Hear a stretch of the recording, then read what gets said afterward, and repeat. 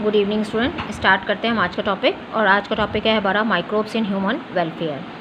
तो पहले हम देखते हैं कि इसमें क्या क्या यूज़ है माइक्रोब्स के। देखो, microbes in house hold product, house hold में क्या यूज़ है माइक्रोब का।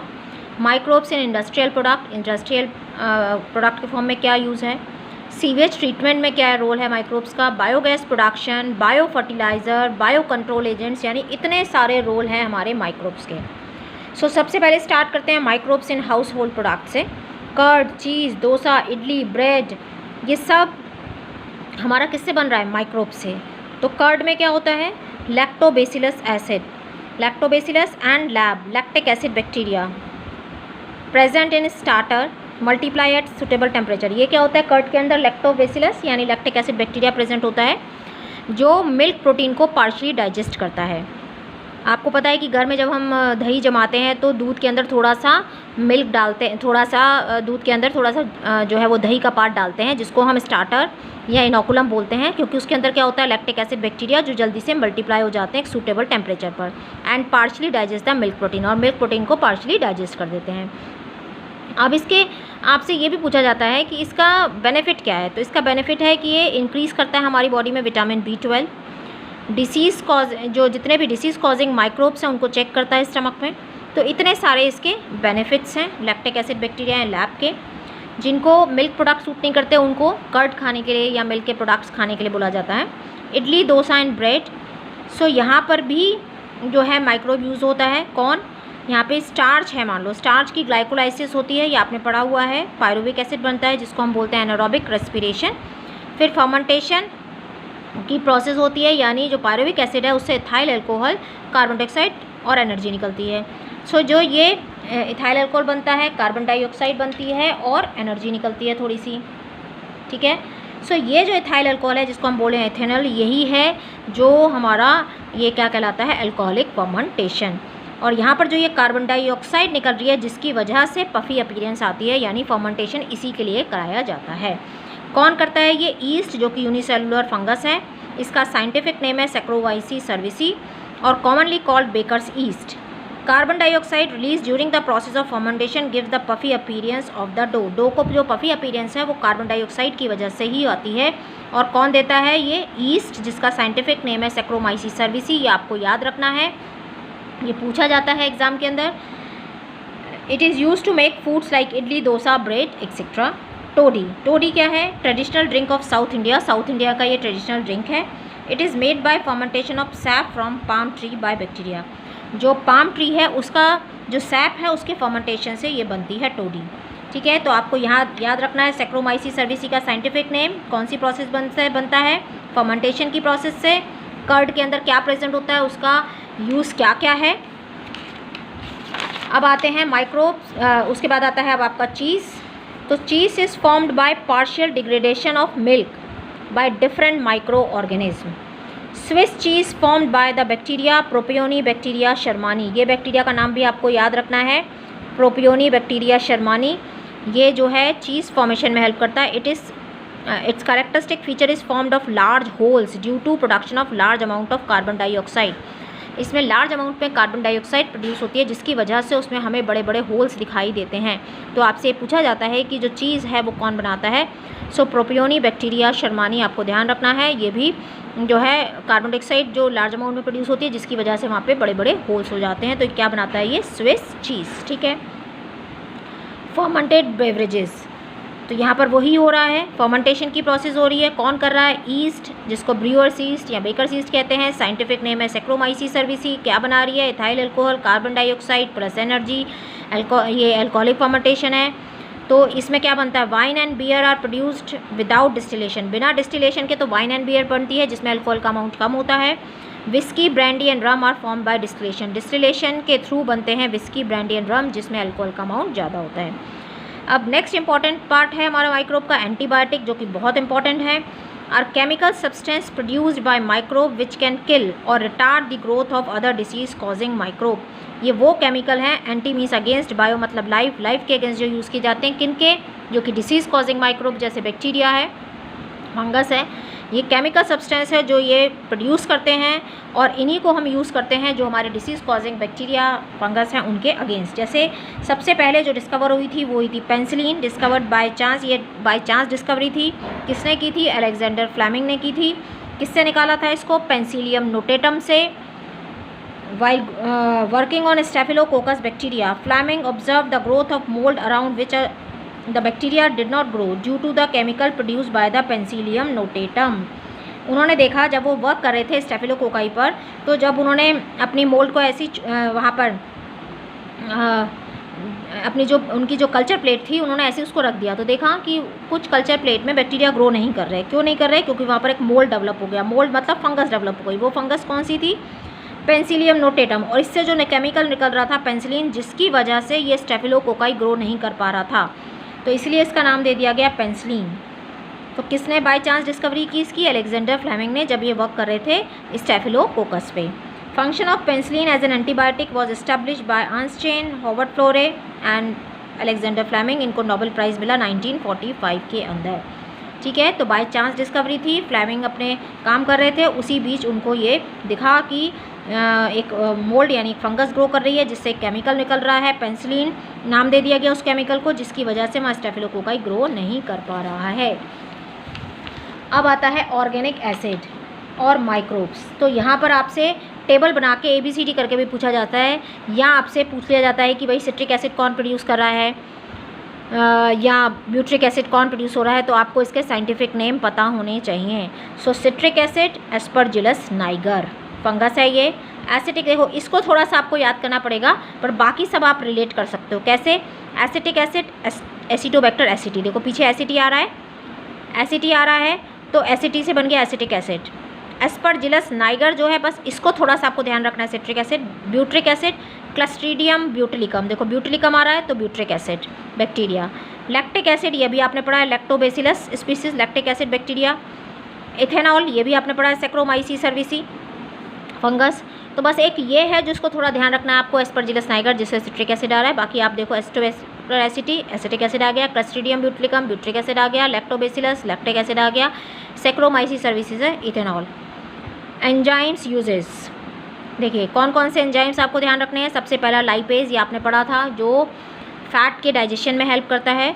सो help in removing oil stains from laundry, तो इसको लॉन्ड्री में यूज़ किया जाता है जहाँ पर ऑयल बटर घी का निशान होता है उसको छुटाने के लिए। पैक्टिनेज एंड प्रोटीसेस कहाँ यूज़ किए जाते हैं? देखिए हम घर में जब बनाते हैं जूस किसी भी चीज़ का, तो उसमें हमें बहुत सारे फाइबर्स दिखते हैं, बहुत रेशे रेशे दिखते हैं, बिल्कुल क्लियर नहीं होता जैसे मार्केट का जूस होता है।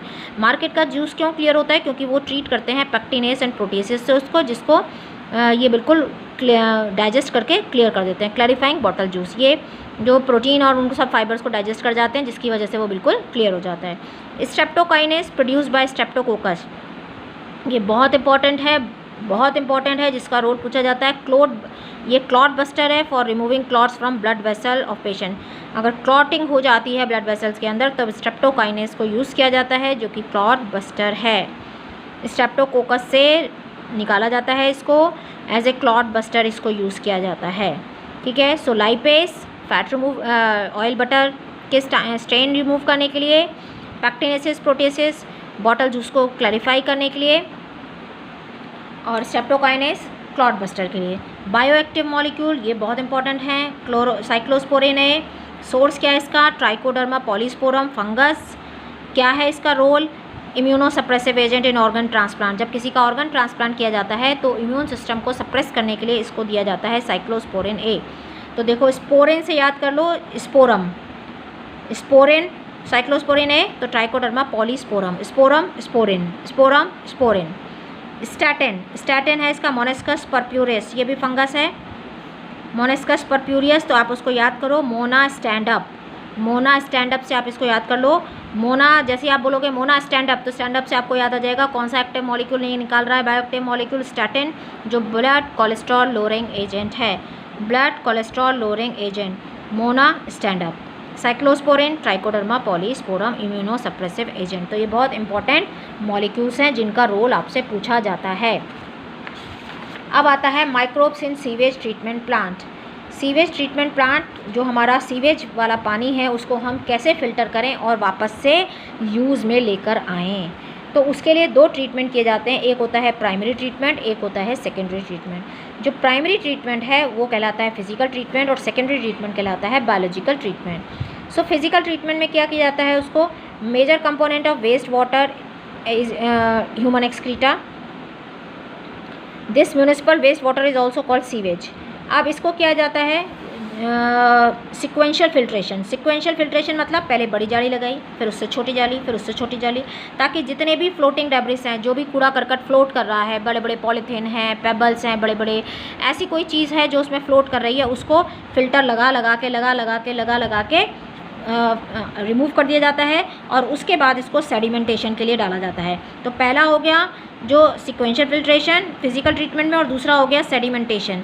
तो नीचे उसको जो है सेडिमेंटेशन टैंक में डाला जाता है, जहाँ पर जो इसमें घुले हुए जो ऑर्गेनिक मैटर है, छोटे छोटे पेबल्स हैं, सॉइल है, वो नीचे बैठ जाती है, और जो नीचे बैठ गई है इसको बोलते हैं प्राइमरी स्लज। तो आपसे पूछा जाता है कि प्राइमरी स्लज क्या है। सो प्राइमरी स्लज क्या है, जब हम इस जो ये फिल्ट्रेट है इसको हम सेडिमेंटेशन टैंक में डालते हैं तो इसके अंदर जो डिज़ोल्व हमारे ऑर्गेनिक मैटर है, सॉइल है, छोटे छोटे पेबल्स हैं, वो नीचे बैठ जाते हैं, इसको बोलते हैं प्राइमरी स्लज। उसके बाद जो ऊपर आ गया, जो ऊपर पानी आ जाता है, जिसको हम इफ्लुएंट बोलते हैं, इस इफ्लुएंट को हम सेकेंडरी ट्रीटमेंट के लिए लेके जाते हैं। तो ये मैंने यहाँ पे दिखाया आपको कि इसको हम सेकेंडरी ट्रीटमेंट के लिए लेके जा रहे हैं। तो सेकेंडरी ट्रीटमेंट हमारा कहला रहा है biological treatment. So biological treatment कहला रहा है, इसका मतलब यहाँ पर कुछ ना कुछ माइक्रोब का रोल है, कोई बायो एजेंट का रोल है। तो यहाँ पर जब इसको एरेशन टैंक में डाला जाता है, एयर जब डाली जाती है, तो उसके साथ यहाँ पर एरोबिक बैक्टीरिया और फंगस इसके अंदर आ जाते हैं। और ये एरोबिक बैक्टीरिया और फंगस आपस में यहाँ पर, क्योंकि ऑर्गेनिक मैटर मिल रहा है, ऑर्गेनिक मैटर उनका खाना हो गया, जब वो उनको खाना मिल रहा है तो वहाँ ग्रो होने लग जाते हैं। तो क्या बन जाता है, एक मैश लाइक स्ट्रक्चर बन जाती है, ऐसे एक नेटवर्क की तरह, जहाँ पे बैक्टीरिया और फंगस जो है वो आपस में मिलकर ग्रो कर रहे हैं, जिसको बोलते हैं फ्लॉक्स। अब जितना ज़्यादा ऑर्गेनिक मैटर होता है वो उतना ही पॉल्यूटेड कहलाता है। आपसे ये भी पूछा जा सकता है कि 2 जगह का पानी दे दिया और दोनों जगह के बीओडी बता दिए, तो अब आपसे पूछा जाएगा कि कौन सा ज़्यादा पॉल्यूटेड है। तो आपको ध्यान रखना है, जिसका बीओडी ज़्यादा है वो उतना ज़्यादा पॉल्यूटेड है। सो बीओडी का मतलब क्या है, biochemical oxygen demand, amount of oxygen required to completely oxidise the organic matter in 1 litre of water. 1 litre पानी में जितना ऑर्गेनिक मैटर है उसको ऑक्सीडाइज करने के लिए, उसको ख़त्म करने के लिए जितने ऑक्सीजन की ज़रूरत होती है वो कहलाता है बीओडी, यानी biological oxygen demand, biochemical oxygen demand. BOD जब कम होता है तो उसका पॉल्यूशन लेवल कम होता है। अब यहाँ से इसको लेकर आते हैं हम यहाँ पर सेटलिंग टैंक के अंदर। ये जो है यहाँ पर हमने ये ग्रो करा लिया, जब ये कम हो गया तो अब हम इसको, क्योंकि इन्होंने डाइजेस्ट कर लिया है, अब हम इसको लेकर आएंगे सेटलिंग टैंक में। सेटलिंग टैंक में जो ये फ्लॉक्स थे वो नीचे बैठ जाएंगे, जिसको हम बोलेंगे एक्टिवेटेड स्लज। ये सेडिमेंट हो गए, जो फ्लॉक्स थे वो नीचे बैठ गए, वो कहलाए हमारे एक्टिवेटेड स्लज। जो ऊपर पानी आ गया वो हो गया एफ्लुएंट। इस एफ्लुएंट को हम रिवर में, पॉन्ड्स में, उसमें डाल सकते हैं, और अगर पीने के लिए हमें बनाना है तो पहले क्लोरिनेशन कराना पड़ेगा, फिर हम उसको यूज़ कर सकते हैं, नहीं तो हम रिवर पॉन्ड्स में डाल सकते हैं। अब ये जो एक्टिवेटेड स्लज है, इस एक्टिवेटेड स्लज को हम यूज़ कर सकते हैं एज ए इनोकुलम। इनोकुलम हम लेकर के इसको वापस से एरेशन टैंक में डाल सकते हैं। जैसे हमें दही जमाने के लिए दूध के अंदर पुराने दही में से थोड़ा सा दही डालना होता है, जिसे हम स्टार्टर या इनोकुलम कहते हैं, ताकि वहाँ लैक्टोबैसिलस ग्रो करके दही जमा दें दूध से। और यहाँ पर भी हम इस एक्टिवेटेड स्लज, जिसमें ये फ्लॉक हैं, इसी का पार्ट लेके वापस से हम एरेशन टैंक में डालेंगे, तो ये प्रोसेस हम दोबारा स्टार्ट कर सकते हैं। अब ये जो हमारा यहाँ पर जो ये आया है हमारा एक्टिवेटेड स्लज, इसको हम लेके जाएंगे एनारोबिक स्लज डाइजेस्टर टैंक में। एनारोबिक स्लज डाइजेस्टर टैंक के अंदर क्या होगा, जो एनारोबिक बैक्टीरिया हैं, इस एरोबिक बैक्टीरिया को मार के खाएंगे, और इनको जब डाइजेस्ट कर देंगे इन बैक्टीरिया फंगस को, तो वहाँ पर क्या निकलेगी, गैसेस निकलेंगी, methane, hydrogen sulphide, carbon dioxide, जिसको हम बोलते हैं बायोगैस, जो हमारा एनर्जी सोर्स है। तो हमने सारा सीवेज ट्रीटमेंट प्लांट को क्लियर कर लिया और उसको हमने यूटिलाइज़ कर लिया। पानी को हमने पॉन्ड्स में डाल दिया, और हमने जो बचा उसको हमने एनारोबिक स्लज डाइजेस्टर टैंक में एरोबिक बैक्टीरिया से डाइजेस्ट करा के बायोगैस निकाल रही, उसको भी हमने यूज़ कर लिया। अब ये तो हो गया हमारा एसटीपी। अब आता है microbes in production of biogas, और कहाँ हम प्रोड्यूस कर सकते हैं। एक तो हमने ये कर लिया, एक आते हैं हमारे मिथेनोजेंस, यानी उसमें नाम है हमारा मिथेनोबैक्टीरिया, जो कि हमारा यहाँ पर भी है। अब दूसरा हमें कहाँ देखने को मिलता है, rumen of cattle. Rumen of cattle क्या है, जो हमारे कैटल है उसके अंदर स्टमक का एक एक्स्ट्रा पार्ट होता है, जिसको बोलते हैं रूमेन। जहाँ पर ये बैक्टीरिया क्या करते हैं, सेलुलोज को डाइजेस्ट करते हैं और वहाँ से फिर ये हमारी गैस प्रोड्यूस होती है, बायोगैस, क्योंकि ये गोबर में प्रेजेंट है तो इसलिए क्या बनाती हैं, गोबर गैस, क्योंकि ये यहाँ पर इसको डाइजेस्ट कर रहा है। कहाँ प्रेजेंट है, उसके र्यूमेन के अंदर। र्यूमेन क्या है, इसके स्टमक का एक एक्स्ट्रा पॉकेट है जहाँ पर ये सेलुलोज को डाइजेस्ट करते हैं। सो हमें गोबर में भी देखने को मिलते हैं ये, तो ये बायोगैस यानी गोबर गैस प्रोड्यूस कराते हैं।